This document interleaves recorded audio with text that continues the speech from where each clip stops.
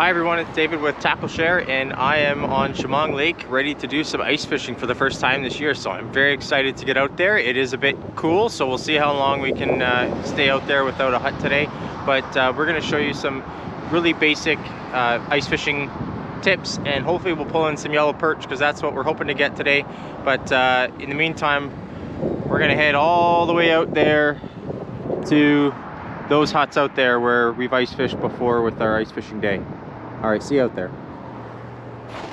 Okay, so the blood flow's going after that nice brisk walk out here, and I've got Taylor over here. We're gonna stay 6 feet apart right now, but we're gonna look for a spot to drill some holes. And one thing I always keep in mind is to take cues from other anglers that probably know this spot a lot better than us. So you can see that there's 4 permanent huts out here, and they've all set up along the weed line. So shore is right behind us, and if you imagine that there is sloping water, gets deeper and deeper, and the weeds kind of stop right along where those huts are. So we're going to drill somewhere near the huts, but give them some space, and we'll try to get to just outside the weed line where the fish are going to be coming in and out, hopefully, and we'll be able to pull some up. All right, I'm going to turn my back to the wind, and this looks like as good of any spot to start, and we're going to start drilling a hole.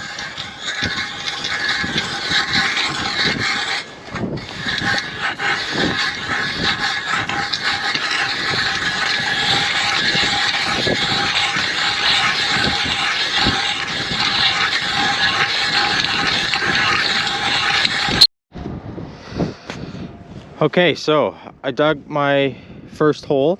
It wasn't too bad. There's roughly 8 inches. Let me just get the scoop to show you how to measure it like Taylor did in the first video.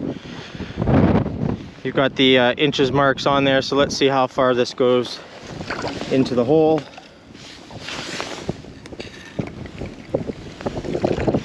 And it's actually grown a little bit. So there's probably 8 inches of good ice and 2 inches of okay ice on top. So we're well over the 4-inch minimum for walking safely on ice. And the next thing I'm going to do is take my glorified hook on a stick, and it has a weighted jig, so there's a little bit of weight to it, and I'm going to drop that all the way to the bottom just to see how deep the water is, because if the water is too shallow or if I get into weeds, I'm going to need to drill a different hole. So I want to just see how deep my first hole was and where I am in the lake. So I'm just going to let the line off and make sure it doesn't get stuck on the side here, because sometimes the line will stick to the side, and I'll be able to tell where I am at the bottom once the line has a bit of give to it and isn't straight up and down. So it's still going down.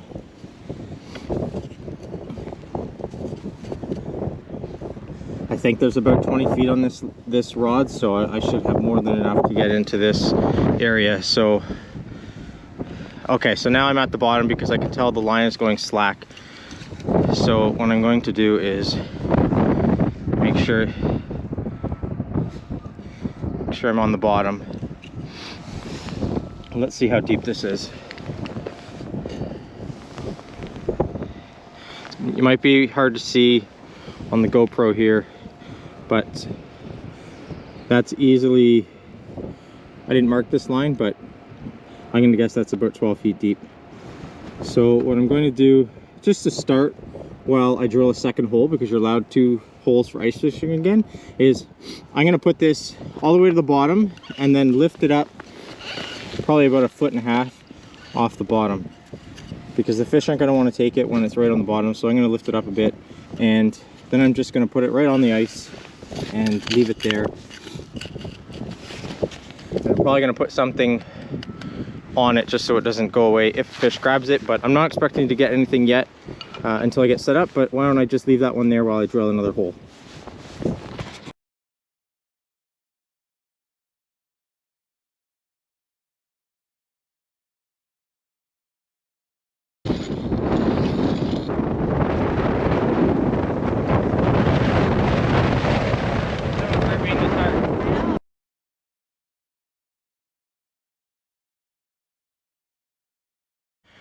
Okay, so I dug my second hole I apologize if the wind is wrecking the audio, but I'm going to add a plastic worm to my first line just to see what happens.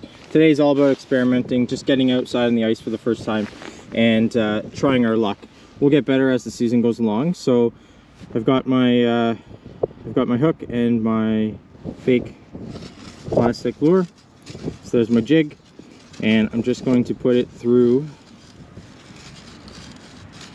the tip of it and work it around,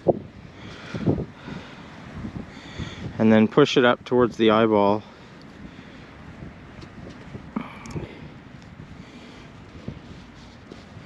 Just like that. So I've got, I think this one is called chartreuse or yellow, but we'll try this one for now, and then the other one I'm going to put a real minnow on in a few minutes. Just to give you an idea of really basic ice fishing technique. Again, my line is actually frozen to the surface. This happens to the ice as it goes back and down. So let's put it almost to the bottom, or all the way to the bottom first. Once we're at the bottom and there's some slack in the line, like right now, I'm just going to pull it up maybe a foot or two, and then I'm just going to start jigging. So that's why they're called jig heads. Is the weight of the lead or jig, sometimes they're lead or tungsten, the weight of that keeps going down to the bottom, and you just jig like this, and the movement should attract some fish if the fish are in this area. And without the fancy equipment right now, it's a bit of a guess if the fish are in this area, but I'm just going to go up and down, jig a little bit, and this is ice fishing 101. Really basic, but great to be outside, and we'll see what happens. So as I'm jigging, I'm holding the line in my bare hand because I find I have better feel with my bare hand. And if I have any kind of a tug on the line, I'm just going to do a quick motion up to try to set the hook. It might be a weed, it might be a fish, it might be the side of the hole. Sometimes the line sticks to the side of the hole and does that and plays tricks on me, but I'm just doing a little bit of movement just to try to get that fake worm on the bottom looking a little bit more enticing and maybe catch the eye of a fish swimming by. You can see that ice starts to accumulate on the line, so after a while I'll pinch that off just with my fingers. One thing I like about ice fishing is it makes me be more patient. You can't rush it. The fish come when they want to come, so it really does slow down the pace of life, and when you're outside getting some fresh air and interacting with nature, that's one of the biggest draws for me. Certainly any fishing or hunting I do, but definitely this year I'm going to focus on being in the moment and just enjoying the slower pace of fishing. Okay, so after jigging for a few minutes, I haven't had any bites, but I just want to double check that the lure is still intact, because the odd time, especially if you have live bait on, it'll tend to go missing. The fish will snatch it without you feeling it. And the other thing is the odd time I won't tie a knot very strongly and it'll just slip off. So luckily it's still looking good, nice and bright, so hopefully that does catch the eye, and you can kind of see the movement in the hole there. The tail kind of wags, which gives a lot of movement. So I'm just going to keep jigging and seeing what happens. Alright, so for my second tip up, because you can have two rods in at once, I'm going to try a minnow. So I picked up some minnows at the bait shop on the way here to the lake. It was about $8 for a scoop, and this is going to last me today and tomorrow easily. So I'm just going to grab one out of the freezing cold water, and it is cold. They're actually nice and small, which is perfect because the yellow perch we're going to find here are probably on the smaller side. And I'm going to try to put it through the tail so that it can still swim around a bit and create a little bit of movement for the fish to see. Actually, this one's pretty small, so I'm going to go right through the middle of it. So it does have some movement, and that's kind of what we want, because we want to see movement down there to catch the eye of them. So I think that was a shiner. I don't know my species really well, but based on the scales there, which almost rubbed off. It looked like a shiner. And again, I'm going to go down to the bottom with this rod and then lift it a bit, so it looks like we're kind of at the bottom there. And again, I'm just going to do some nice slow jigging. If you get bored, you can change it up. You can really do what you want.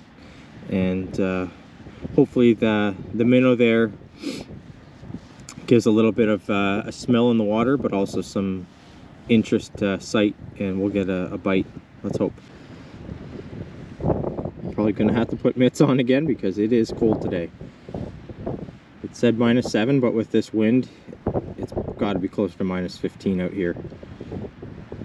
So whenever you go ice fishing, wear lots of layers. I did today. Better to be too warm than not warm enough.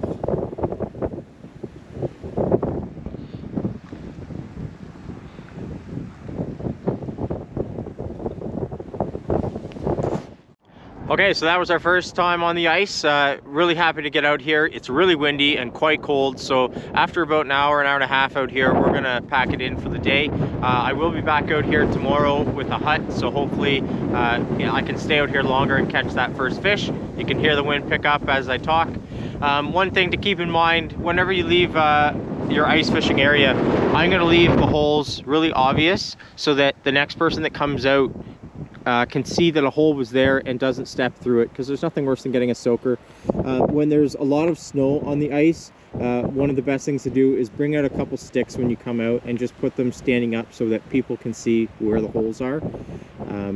I'm not worried about these for snowmobiles at this point, but if I did drill a lot of holes, I would probably want to mark them for snowmobiles. But the other thing to keep in mind is I did buy a bag of bait, and I'm going to take that home and keep it overnight so that I can bring it back tomorrow.